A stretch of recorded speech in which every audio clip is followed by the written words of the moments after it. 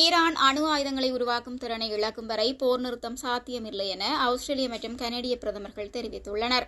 Iran அணு ஆயுதங்களை உருவாக்கும் திறனை முழுமையாக இழக்கும் வரை முறையான போர் நிறுத்தம் ஒன்றை ஏற்படுத்த முடியாது என இரு தலைவர்களும் வலியுறுத்தியுள்ளனர்.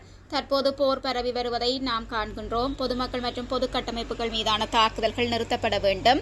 இவை போர் நிறுத்தத்திற்கு அவசியமான நிபந்தனைகளாகும் என கனடிய பிரதமர் மார்க் கார்னி தெரிவித்துள்ளார். ஈரானின் ராணுவ இலக்குகள் மீது சனிக்கிழமை முதல் அமெரிக்கா மற்றும் இஸ்ரேல் நடத்தி வரும் தாக்குதல்களுக்கு இரு நாடுகளும் தமது ஆதரவை வெளிப்படுத்தியுள்ளன. ஈரானுக்கு எதிரான தாக்குதலில் கனடா நேரடியாக பங்கேற்குமா என கேட்கப்பட்ட கேள்விக்கு பதிலளித்த பிரதமர் மார்க் கார்னி, தாக்குதலில் பங்கேற்பதை என்னால் ஒருபோதும் திட்டவட்டமாக நிராகரிக்க முடியாது. கனடியர்களை பாதுகாக்கவும் எமது நட்பு நாடுகளுக்கு தேவைப்படும் போது அவர்களுடன் துணை நிற்கவும் நாம் எப்போதும் தயார் என தெரிவித்துள்ளார். மத்திய கிழக்கு மோதல்கள் வளைகுடா பிராந்தியத்தில் உள்ள ஏனைய நாடுகளுக்கும் பரவி வருவது குறித்தும் சுற்றுலா மற்றும் பொதுமக்கள் நடமாட்டம் உள்ள பகுதிகளில் தாக்குதல்கள் நடத்தப்படுவது குறித்தும் ஆஸ்திரேலிய பிரதமர் அல்பானிஸ் தனது கவலையை தெரிவித்துள்ளதாக செய்திகள் வெளியாகியுள்ளது.